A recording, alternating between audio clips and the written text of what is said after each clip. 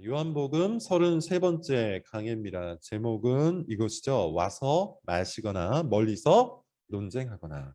와서 마시거나 멀리서 논쟁하거나 라는 제목입니다. 한 23, 4년 전이었던 것 같습니다. 제가 20대 초반이었는데 우즈베키스탄하고 카자흐스탄에 한번 여행을 간 적이 있어요. 중앙아시아 지역이죠. 러시아에서부터 독립한 지 얼마 안 되었던 상황이라서 굉장히 낙후되어 있었던 그런 시절입니다. 뭐 당연히 지금도 그러하겠지만 우리가 외국에 나가다 보면 그 나라의 물과 우리의 신체가 맞지가 않아서 보통 물갈이라고 하는 배탈을 앓을 때가 있어요. 저도 이 물갈이를 했습니다. 배탈이 생긴 거죠. 근데 문제는 뭐냐 하면 아주 시골 지역이었고 앞서 말씀을 드린 것처럼 낙후되었던 그런 시절이어서 공공 화장실이 거의 없었어요. 그래서 사람들한테 물었는데 다 화장실이 없다고 해서 이제 숙소까지 가야만 화장실을 사용할 수 있는 그런 상황이었습니다. 근데 꽤 멀었던 걸로 기억을 해요. 제 기억으로는 한 40분 정도 그 정도 걸렸습니다. 자동차를 타고 40분 정도 걸리는 길이었는데 혹시 경험해 보신 분들은 아실 겁니다. 거의 지옥과 같은 40분이었죠. 어떻게 해서든지 참으려고 했지만 이게 얼마나 고통스러운지는 경험해 본 사람만 알 겁니다. 그런데 여러분 한번 생각을 해볼까요? 그 40분 동안 누군가가 제가 화장실을 향해서 달려가는 그 40분 동안 누군가가 산의 진미를 차려놓고 잠깐 와서 이것을 먹으라고 한들 제가 멈추겠습니까? 그럴 수가 없죠. 누군가가 뭐 그럴 일은 없겠지만 아이패드를 들고 잠깐 여기에 있으면 내가 이 아이패드를 주겠다. 뭐 이렇게 이야기한들 제가 그것이 눈에 들어오겠습니까? 전혀 그러지 않을 겁니다. 지금 저의 갈망, 저의 욕망은 어떻게 해서든지 화장실을 찾아서 해결을 해야 하는 바로 그런 상황이었던 것이죠. 그 순간에는 무엇도 필요치 않았던 겁니다. 사실 여러분 여기에는 만고불변의 진리가 있어요. 모든 사람들에게 통용될 만한 아주 간단한 그런 원리가 있다는 겁니다. 뭐냐면 원하는 것이 있으면 반드시 가야 한다는 것이죠. 가야만 얻는다는 거예요. 아무것도 하지 않으면 아무 일도 일어나지 않고 아무것도 얻을 수가 없습니다. 저의 열망, 당시 저의 열망, 저의 갈망을 해결하려면 가야만 했던 것이죠. 주변에서 아무리 많은 유혹이 있다 해도 그 모든 것들을 물리치고 화장실로 직행을 해야 했던 거예요. 가지 않고 누워있으면 아무것도 되지 않습니다. 사실 잠언에서 이것을 아주 많이 강조했어요. 기억하실지 모르겠는데 잠언 26장 15절에 보면 게으른 사람의 특징에 대해서 이런 이야기를 한 적이 있습니다. 게으른 사람은 그릇에 손을 넣고도 그것을 들어 올리기가 싫어서 그냥 굽는다라고 그렇게 이야기해요. 배가 고픈데 배가 고파서 밥상을 차려줬어요. 그래서 손까지 들어서 그릇에다가 올려줬는데 그것을 들어서 입에 넣는 게 싫어가지고 움직이지 않는다는 것들. 그러면 그 사람은 어떻게 될까요? 전혀 이 굶주림을 해결할 수 없을 겁니다. 게으르다는 말은 여러분 뭘 말하는 겁니까? 아무것도 하지 않는다는 걸 의미하는 거예요. 결과가 뻔한데 아무것도 하지 않으면 결과가 뻔한데 그래도 아무것도 하지 않는 것. 이게 게으른 겁니다. 만고불변의 진리예요. 잠언은 이 만고불변의 진리, 통용되는 보편의 진리를 가지고서 우리에게 하나의 교훈을 주는 겁니다. 그런데 여러분 사실 성경은 우리에게 이거보다 더 커다란 것들을 제시하고 우리에게 어떤 액션, 어떤 반응을 요청하는 책이에요. 그게 뭐냐면 생명과 죽음이라는 것을 우리 앞에 보여주고 우리에게 하나의 반응을 요구하는 책이라는 것이죠. 그게 뭡니까? 예수 그리스도를 믿을 것을 이야기하는 거예요. 이 세상에 있는 그 무엇보다도 중요한 문제입니다. 영생의 문제가 달려있는 거예요. 영원히 살 것인지 아니면 영원히 죽음 속에서 고통을 당할 것인지 이것을 선택하는 문제를 우리 앞에서 펼쳐놓고 우리에게 반응, 우리에게 어떤 하나의 액션을 계속해서 요청하는 책이 바로 성경책이라는 겁니다. 그런데 여러분 이 어마어마한 문제, 이 세상에서 가장 중요한 문제를 앞에 놓고서 아무것도 하지 않는다. 아무것도 하지 않고 어떠한 변화가 일어나길 원한다. 아무것도 하지 않고 영생을 얻기 원한다. 이것은 하나님이 만들어 놓으신 이 진리를 스스로 거부하고 무시하는 것에 불과한 겁니다. 다시 이야기하면 심판을 선택하는 것이고 죽음을 선택하는 거예요. 성경은 예수님을 믿는 것이 생명과 죽음을 나누는 것이라고. 그래서 성경이 끊임없이 우리에게 요청하는 동사가 있어요. 나에게로 오라. 나를 믿으라. 나에게 머물러라. 이것이 성경이 우리에게 요청하는 동사예요. 요한복음의 주제이기도 합니다. 여러분, 제가 이미 반복해서 말씀을 드리고 있는데 그만큼 중요하기 때문에 요한복음은 이 모든 21장의 책을 통해서 우리에게 뭘 요청하고 있어요? 하나님의 아들 예수 그리스도를 믿을 것을 요청하는 책이에요. 이것을 위해서 기록하였다고 요한이 이야기합니다. 따라서 여러분, 우리는 믿어야 돼요. 그런데 제가 첫 번째 시간에 이야기했던 것 같아요. 요한복음은 다른 복음서와는 달리 이 믿음이라는 단어를 명사형이 아니라 동사형으로 사용했다고 해요. 명사형으로 사용된 것은 딱 한 번밖에 없고 모든 것을 다 동사형으로 사용했다. 이유가 있다 그랬죠? 요한은 이 믿음이라는 것을 역동적인 단어로 보여주기를 원했던 거예요. 아무것도 하지 않고 그냥 가만히 앉아서 지적인 동의라는 것이 아니라 실질적으로 우리의 삶을 돌이키는 것이고, 실질적으로 우리의 마음을 바꾸는 것이고, 실질적으로 우리의 의지를 다하여 어떠한 액션, 어떠한 반응을 하는 것이라고 말하고 싶었던 겁니다.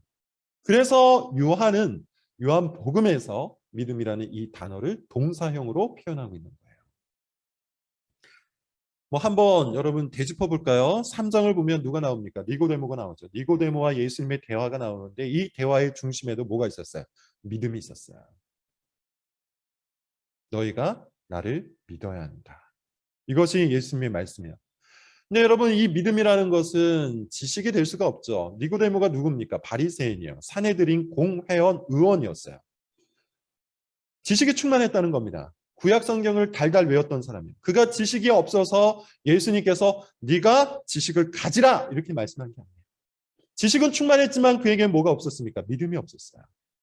실질적인 믿음, 자신의 삶을 돌이키는, 예수 그리스도를 향해서 돌아가는 그런 믿음의 행위가 없었던 거예요. 4장에는 누가 나오죠? 사마리아 여인이 나옵니다. 사마리아 여인과의 대화도 주제는 똑같아요. 나를 믿으라 했어요. 근데 이 사마리아 여인은 어떻게 합니까? 자신만이 아니라 마을로 뛰어들어가서 마을 사람 전체를 데리고 예수님께로 오죠. 실질적인 액션, 실질적인 반응이 있었다는 겁니다. 이게 믿음이에요. 5장엔 어떤 사건이 있었습니까? 베데스다 연못에 38년 된 병자가 있었죠. 마찬가지로 이 사건의 중심에 뭐가 있어요? 예수 그리스도를 믿으라는 거예요. 근데 그 믿음을 이 스토리는 어떻게 표현하고 있어요? 일어나 걸으라 라고 얘기해요. 38년 된 병자가 일어나 걸을 때, 이 말씀에 반응하여 일어나 걸을 때 그가 나음을 입었습니다. 6장에는 어떤 사건이 있었습니까? 오병이어 사건이죠. 마찬가지예요. 믿으라고 이야기해요. 그리고 예수님께서 그 믿음이 무엇인지를 이렇게 표현하십니다. 내게로 와서 나를 먹으라. 나를 마시라. 믿어야 합니다. 믿으면 생명을 얻어요. 믿지 않으면 죽습니다. 믿어야 합니다. 믿으면 구원을 받습니다. 믿지 않으면 영원한 심판 가운데 머뭅니다. 그러므로 예수님은, 이 요한복음에 기록된 예수님은 끊임없이 무리들에게, 제자들에게 믿으라, 나에게로 와라, 나를 먹으라, 나를 마시라, 내 말을 듣고 반응하라, 일어나 걸으라, 이렇게 끊임없이 요청하고 계신 겁니다. 이 예수 그리스도의 초청, 이 예수 그리스도의 요청에 대해서 반응이 있었죠. 두 가지 반응입니다. 다수의 반응은 뭐였습니까? 거부였어요. 유대인 무리들이 이 말씀을 거부했어요. 심지어 상당수의 제자들도 예수님의 이 요청을 거부했어요. 그래서 예수님을 떠나갔습니다. 이게 6장의 사건이에요. 그들이 왜 예수님의 말씀에 거부를 표했을까요? 왜 예수님의 말씀에 정당한 반응을 하지 않고 오히려 부정적인 반응을 취하게 된 걸까요? 이미 많이 말씀을 드린 것처럼 자기 안에 갇혀 있었기 때문이죠. 자기 편견에 사로잡혀 있었어요. 바리새인과 유대인들은 자신들이 믿고 있었던 전통, 자신들이 믿고 있었던 자신만의 신념에 갇혀 있었기 때문에 예수 그리스도에게 가기보단 예수 그리스도가 우리에게 맞춰야 한다고 생각했어요. 예수 그리스도 자신이 안식 자신이 되시기 때문에 그리스도께서 행하신 그 모든 일들이 안식과 관련된 일이기에 우리가 그리스도를 믿고 그리스도께로 가야 하는데 그렇게 하기보다는 어떻게 했습니까? 그렇게 하기보다는 나의 신학, 나의 종교, 나의 신념 속으로, 나의 편견 속으로 예수 그리스도께서 오기를 원했죠. 또 그들은 무엇에 갇혀 있었습니까? 자기 탐욕에 갇혀 있었어요. 자신들이 만들어 놓은 바벨탑이 있으니 이 바벨탑으로 와서 우리의 임금이 되어달라. 내가 원하는 성공을 내놓으라. 내가 원하는 부귀영화를 내놓으라. 내가 원하는 평안, 내가 원하는 형통을 내놓으라. 나의 필요를 채우라. 이것이 그들의 요청이었어요. 예수님의 요청에 반응하기보다는 꿈쩍도 하지 않은 채 자신만의 세계에 갇혀서 오히려 예수님을 향해서 뭐라고 얘기합니다. 당신이 우리에게 맞추십시오. 그것은 믿음이 아닙니다. 그들을 향해서 예수님께서는 계속해서 동일한 요청을 하세요. 그것은 믿음이 아니다. 그건 진짜 믿음이 아니다. 너희가 나에게로 와라. 너희가 나에게로 와라. 나에게로 오면 생명의 떡을 먹을 수가 있다. 나에게로 오면 생수를 마실 수가 있다. 그러니 너희는 나에게로 와라. 예수님의 이 요청에 아주 소수의 사람들만 반응을 했죠. 12 제자와 사마리아 여인 같은 이들이에요. 오늘 본문은 바로 이 주제를 더 강화시키고 있습니다. 오늘 본문은 이 주제에 대해서 더욱더 강력하게 우리에게 어떤 것을 요청하고 있다는 것이죠. 믿으라는 예수님의 요청과 그럼에도 불구하고 믿지 않는 무리를 대조시켜서 우리에게 하나의 교훈을 전달하고 있어요. 자, 그 내용들을 좀 자세히 보도록 하겠습니다. 본문으로 직행하기 전에 앞 본문을 좀 살펴보겠는데 어떤 일이 있었죠? 사람들이 예수님의 권위에 저항을 했어요. 예수님께서 나는 아버지로부터 왔다. 그러므로 나의 모든 말은 하나님 아버지의 말씀이다. 라고 이야기했는데 사람들은 그것을 받지 않았습니다. 믿지 않았습니다. 예수님의 권위를 거부했어요. 예수님의 말씀을 귀히 여기지 않았다는 거예요. 그래서 여러분 믿지 않는 사람들의 첫 번째 특징, 가장 커다란 특징이라고 할 수 있는 게 뭐냐면 믿지 않는 거예요. 듣지 않는 거예요. 듣지 않는 거예요. 말씀을 듣지 않아요. 말씀을 귀히 여기지 않아요. 한 귀를 듣고 한 귀로 흘려요. 들으면서도 다른 생각을 해요. 들으면서도 자신의 신념과 자신의 편견을 강화시켜요. 무슨 말입니까? 듣고 싶은 것만 듣고 듣기 싫은 이야기는 전혀 듣지 않는다는 것이죠. 스스로 필터를 한다는 겁니다. 그들이 그러했어요. 그래서 그들은 예수 그리스도의 말씀을 듣기보다는 오히려 그리스도를 죽이고자 했어요. 예수님을 봤습니다. 예수님의 말씀을 들었습니다. 그래서 예수님을 알았습니다. 모든 것들이 갖춰졌는데 그들은 예수 그리스도에 대해서 가장 부정적인 해석을 했어요. 그는 그리스도가 아니다. 그 사건이 끝난 후에 이제 오늘의 사건이 이어지고 있는 겁니다. 자, 31절을 여러분 한번 볼까요? 오늘 본문의 31절을 먼저 한번 읽어볼게요. 같이 한번 읽어보겠습니다. 시작. 무리 중에 많은 사람이 예수를 믿고 말하되 그리스도께서 오실지라도 그 행하실 표적이 이 사람이 행한 것보다 더 많으리라 하니. 자, 어떤 무리들이 나오죠. 이 무리들의 이야기를 겉으로만 보면 예수님을 믿는 것처럼 보입니다. 왜냐하면 그렇게 쓰여 있죠. 31절에 보면 무리 중에 많은 사람이 예수를 믿고 말하되 뭐 이렇게 얘기해요. 그런데 여러분 사실 이 믿음은 진짜 믿음이 아니에요. 이 믿음은 그냥 예수 그리스도의 표적을 보고 이 표적의 숫자, 기적의 숫자가 굉장히 많으니까 이 사람이 혹시 그리스도가 아닐까라고 생각하는 수준이에요.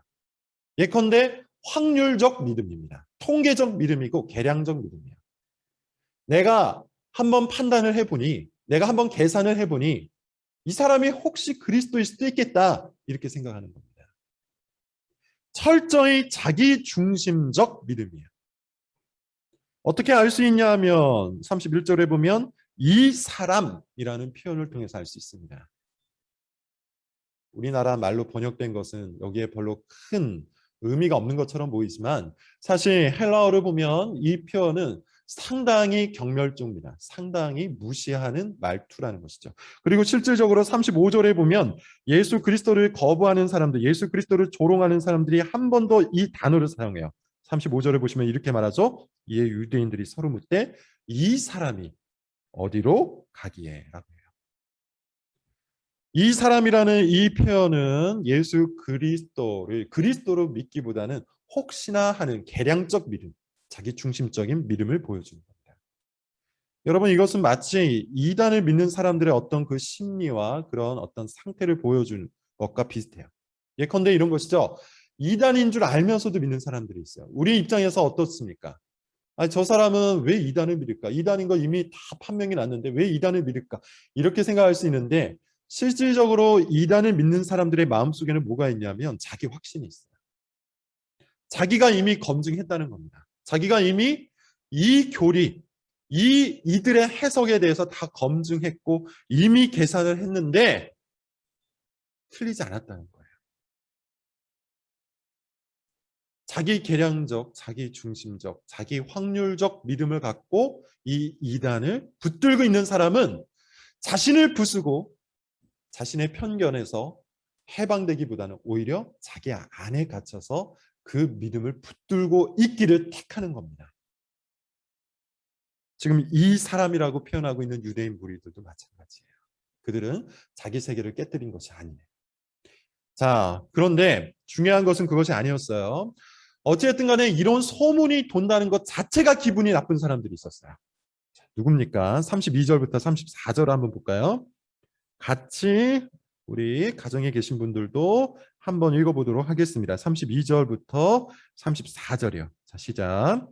예수에 대하여 무리가 수군거리는 것이 바리새인들에게 들린지라.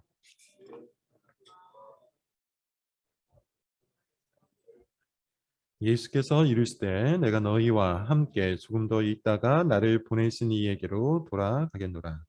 너희가 나를 찾아도 만나지 못할 것이요 나 있는 곳에 오지도 못하게.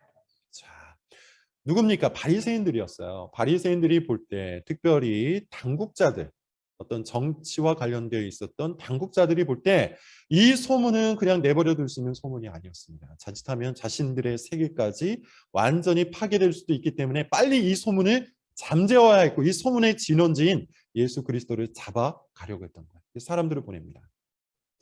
그들에게 예수님이 뭐라고 말씀하시죠? 아직 때가 되지 않았다. 아직 내 때가 이르지 않았다. 조금만 더 있다가 내가 가겠다. 조금만 더 있다가 나를 보내신 아버지께로 내가 가겠고 너희는 그곳으로 오지 못할 것이다. 나를 찾지 못할 것이다. 당연히 예수님의 이 말씀에 사람들은 이해를 할 수가 없었습니다. 이 말씀을 받아들일 수도 없었고 이해할 수도 없었고 무슨 뜻인지도 알 수 없었어요. 그게 35절 36절입니다. 읽지는 않겠고요. 눈으로 한번 보세요. 사람들이 어떻게 이해합니까? 저 사람이 혹시 외국으로 가려고 하는가? 지금 해외로 흩어져 있는 우리 다른 유대 민족에게 가서 가르치려고 하는가? 이렇게 이제 생각을 하게 된 거예요. 바로 그 사건 후에 예수님께서 이런 이야기를 하세요. 오늘 설교의 중심입니다. 그리고 오늘 본문의 중심이기도 한데 37절부터 39절이에요. 자, 우리 같이 한번 그 내용들을 여러분 잘 보시면서 읽어보겠습니다. 37절부터 39절까지입니다. 시작. 명절 끝날 곧 큰 날에 예수께서 서서 외쳐 이르시되 누구든지 목마르거든 내게로 와서 마시라. 나를 믿는 자는 성경의 이름과 같이 그때 생명이 흘러나오리라 하시니 이는 그를 믿는 자들이 받을 성령을 가리켜 말씀하신 것이라. 예수께서 아직 영광을 받지 아니하셨으므로 성령이 아직 그들에게 계시지 아니하시더라. 명절 끝날이라고 합니다. 지금이 어떤 명절이었죠? 초막절이었어요. 이제 초막절이 끝날 때쯤에 예수 그리스도께서 성전 위에 서서 외칩니다. 서서 외쳐요. 여러분 이것은 뭘 연상하게 합니까? 출애굽 광야에서 이스라엘 백성들이 하나님께 반항하고 불평하고 원망했을 때 하나님께서 뱀을 보내셔서 그들이 죽을 위기에 처하죠. 모세가 중보함으로 하나님께서 모세에게 한 가지 방법을 알려줬는데 놋으로 뱀을 만들고 그것을 높이 들어올리고 그것을 보는 자들은 살리라라고 얘기해요. 지금 예수 그리스도께서 마치 롯뱀처럼 높이 올라서서 복음의 말씀, 생명의 말씀을 외치고 계신 겁니다. 그 복음의 말씀, 생명의 말씀이 여러분 뭡니까? 누구든지 누가 되었든지 목이 마르면 내게로 와서 마시라는 거예요. 내게로 오라. 내게로 와서 마시라. 믿으라는 요청이잖아요. 믿으면 어떻게 된다합니까? 믿는 자는 생수의 강이 그 배에서 흘러 넘칠 것이라고 이야기해요. 배는 우리 실제 이 육체의 배를 의미하는 것인데요. 사실 그 의미는 뭐냐면 사람의 중심부, 곧 마음을 의미하는 거예요. 생수는 뭡니까? 39절에 보면 성령을 의미하는 겁니다. 한마디로 예수 그리스도께로 와서 마시는 자, 예수 그리스도를 믿는 자는 어떻게 된다는 겁니까? 그 마음속에 성령이 임한다는 거예요. 성령이 충만하게 임한다는 겁니다. 생명의 영이 되시고 생명의 법이 되시는 성령께서 우리의 마음을 장악하시고 우리를 생명으로 이끌어 가신다는 겁니다. 예수 그리스도께로 와서 믿는 자에게는 그런 일이 일어난답니다. 여러분 이것은 본문의 간곡한 요청이에요. 내게로 와서 마시라. 본문의 요청일 뿐만 아니라 요한복음의 간곡한 요청이기도 합니다. 나를 믿으라. 요한복음의 간곡한 요청일 뿐만 아니라 이 성경 66권의 간곡한 요청이기도 합니다. 내게로 와라. 나를 믿으라. 내 말을 듣고 반응하라. 너희들의 문제가 뭔지 아는가? 너희가 왜 공허한지 아는가? 너희가 왜 무기력한지 아는가? 너희가 왜 탐욕스럽고 너희에게 왜 답이 없는지 아는가? 생수가 없기 때문에, 생명이 없기 때문이다. 그러므로 나에게로 오라. 나는 생명의 공급자요, 생수의 공급자이다. 이것이 여러분 성경 66권을 통해서 우리에게 한결같이 외치는 이야기예요. 지금도 예수님께서는 성전 위에 서서 큰 소리로 외치고 계십니다. 우리를 향해서 큰 소리로 외치고 있어요. 누구든지 목마르거든, 누구든지 공허하거든, 누구든지 삶에 문제가 생겼거든 나에게로 와서 마시라. 나를 믿으라. 나를 붙들라. 나에게 도움을 요청하라. 이번 추석 연휴 때 우리 부모님과 같이 영화 한 편을 봤습니다. 모가디슈라는 영화인데 아마 여러분 보신 분들도 있을 거예요. 아주 오랜만에 영화관에 가서 영화를 봤는데 1991년 소말리아에서 일어난 내전과 관련된 그런 영화입니다. 실화라고 하더라고요. 내전이 일어나서 대혼란이 일어났어요. 정부군이 있고 반군이 있는데 이 정부군과 반군의 싸움이 어마어마했습니다. 그래서 많은 사람들이 죽어나갔어요. 심지어 반군들은 대사관까지 공격을 했어요. 그래서 먹을 것도 떨어지고 그들의 안전이 보장되지 않았어요. 유일한 탈출구는 딱 하나였어요. 이탈리아에서 오는 구조 비행기를 타는 겁니다. 그래서 주인공들이 온갖 고초, 천신만고 끝에 이탈리아 대사관까지 가는 내용을 다룬 실화, 그것을 영화한 것이 이 모가디슈라는 영화예요. 재밌게 잘 봤습니다. 근데 여러분 제가 이 영화를 보면서 마치 복음의 내용과 같다라는 생각을 했어요. 이 세상은 사실상 내전 상태입니다. 영적으로 그래요. 하나님의 통치에 반기를 든 귀신과 사탄과 마귀가 여전히 수많은 사람들의 영혼을 갉아먹고자 기다리고 있는, 공격하고 있는 내전 상태예요. 그래서 많은 사람들이 생명의 양식을 잃고 굶어 죽어가고 있죠. 많은 사람들이 그 생명을 보장받지 못한 채 죽음을 향해서 달리고 있어요. 심판을 향해서 달리고 있어요. 유일한 희망, 유일한 탈출구는 하나님께서 우리를 위해서 보내주신 예수 그리스도예요. 그러므로 여러분 우리가 할 일이 뭡니까? 그 예수 그리스도께로 가는, 그 예수 그리스도께로 가는 것만이 우리의 유일한 희망이에요. 그것이 우리의 유일한 탈출구입니다. 목이 마른 자, 굶주린 자, 인생에 문제가 있는 자 누구든지 내게로 와서 나를 마시라. 나를 믿으라. 그리하면 생수의 강이 너의 마음에 가득 채워질 것이다. 예수 그리스도의 이 외침, 성전 위에 서서 외친 이 예수 그리스도의 복음의 선언 앞에 사람들이 이제 반응을 하죠. 40절부터 44절인데요. 조금 내용이 중요하니까 길지만 같이 한번 읽어보겠습니다. 40절부터 마지막 절 44절까지입니다. 시작. 이 말씀을 들은 무리 중에서 어떤 사람은 이 사람이 참으로 그 선지자라 하며 어떤 사람은 그리스도라 하며 어떤 이들은 그리스도가 어찌 갈릴리에서 나오겠느냐. 성경에 이르기를 그리스도는 다윗의 씨로 또 다윗이 살던 마을 베들레헴에서 나오리라 하지 아니하였느냐 하며 예수로 말미암아 무리 중에서 쟁론이 되니 그 중에는 그를 잡고자 하는 자들도 있으나 손을 대는 자가. 예수 그리스도의 이 선언 앞에서 사람들이 각기 반응합니다. 크게 세 가지 반응이었어요. 첫 번째 반응은 뭡니까? 선지자가 아니냐. 다른 한편의 반응은 뭐냐? 혹시 그리스도가 아니냐. 마지막 반응은 뭐였죠? 그리스도라면 다윗의 후손이요. 베들레헴에서 나왔어야 되는데 우리는 그가 나사렛 출신이라는 것을 알고 있지 않느냐. 그는 그리스도가 아니다. 이 세 가지 반응이었어요. 중요한 건 뭡니까? 예수 그리스도의 요청과 전혀 상관없는 반응들이었다는 거예요. 예수 그리스도의 요청은 뭐였어요? 나에게로 오라는 거예요. 나에게로 와서 나를 마시고 나를 먹고 나를 믿으라는 겁니다. 그런데 그들은 뭐 했습니까? 그리스도에게 가기보다는 멀리 서서 서로 쟁론만 하고 앉아있었던 것이죠. 서로의 지식만 뽐내고 있었고 서로의 판단력만 재고 있었으며 서로의 생각만 드러내고 있었던 거예요. 사실상 아무것도 하지 않은 겁니다. 예수님은 논쟁을 요청하지 않으셨어요. 예수님은 와서 마시라고 요청하신 겁니다.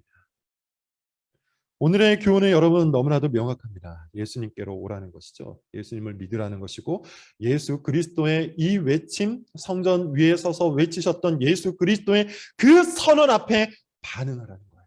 정당하게 반응하라는 거예요. 예수님께로 삶의 방향을 틀라는 요구, 그 말씀에 반응하여 액션을 취하라는 요구입니다. 이것이 본문에서 우리를 향해서 던지고 있는 아주 명확하고 선명한 요청이에요. 그러므로 우리가 할 일은 이 요청에 반응하는 것이죠. 멀리 떨어져서 자신의 판단력과 자신의 신념과 자신의 편견을 갖고 논쟁하고 쟁론하는 것이 우리가 할 일이 아닙니다. 제가 이번 주에 뉴스를 보았더니 뭐 혹시 여기에도 있을지 모르겠지만 가상화폐, 코인을 거래하는 사람들과 관련된 이야기인데 코인 거래소 그렇게 많은지 몰랐어요. 우리나라에 한 60개 정도가 있다고 하는데 그 코인 거래소 중에 정부가 제시한 몇 가지 조건을 채우지 못한 거래소가 이제 문을 닫는답니다. 폐쇄가 된대요. 그래서 뭐 4개 정도를 제외한 거의 모든 거래소가 다 이제 폐쇄 직전이라고 하더군요. 이에 대해서 뭐 네티즌들이나 많은 사람들이 갑론을박을 합니다. 뭐 금융위원회를 욕하기도 하고 이에 대해서 거부 반응을 나타내기도 하고 또 분노를 표출하는 사람들도 있더군요.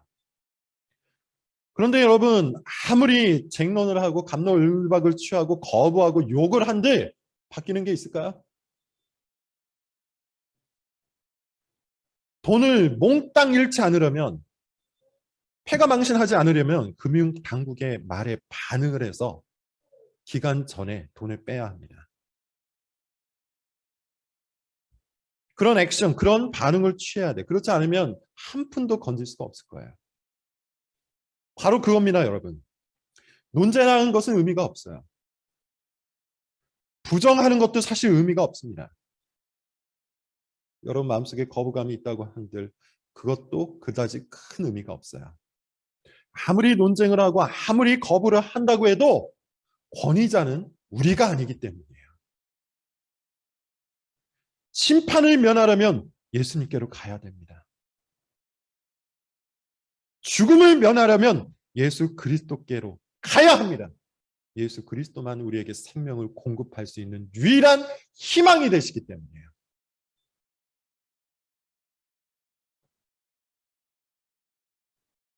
그러므로 여러분, 제가 여러분들에게 오늘 드릴 구체적인 권면은 이렇습니다. 경건한 것에 반응하기 위하여 애쓰십시오. 눈에 보이는 것, 즉 하나님이 우리에게 허락하셔서 눈에 보이는 그 경건의 수단에 반응하지 않는 사람이 눈에 보이지 아니하시는 하나님께 반응하고 눈에 보이지 아니하는 예수님께 반응할 수 있겠습니까? 반응할 리가 있겠습니까? 눈에 보이는 경건한 것에도 관심이 없는데 눈에 보이지 않는 예수 그리스도에게 관심을 기울일 턱이 없어요. 예수님께로 가는 길, 예수님을 만나는 방법은 성경이 이미 가르치고 있습니다. 그러므로 우리가 할 일은 성경이 가르치고 있는 그 눈에 보이는 길과 눈에 보이는 방법을 붙들고 반응하고 액션을 취하고 움직여야 돼요. 두 가지입니다. 공적으로 먼저 교회에 반응하셔야 돼요.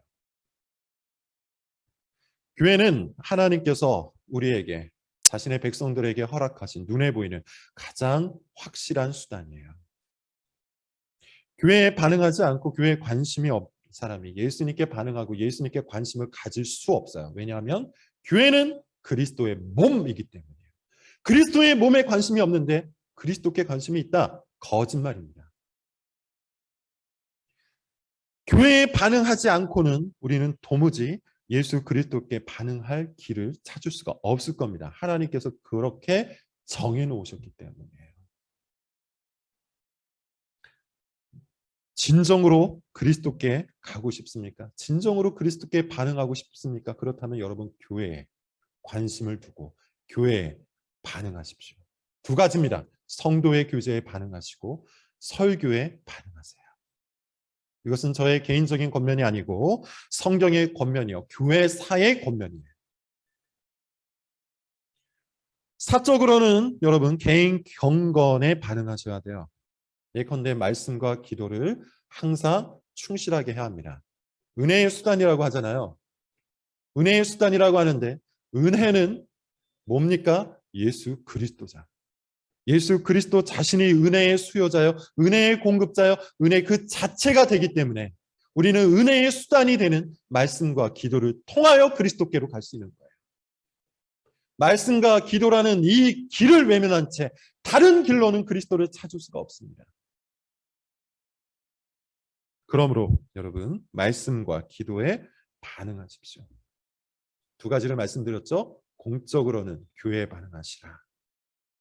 교회에 반응하는 방법은 성도의 교제와 설교에 반응하는 겁니다. 사적으로는 은혜의 수단인 말씀과 기도에 반응하시라.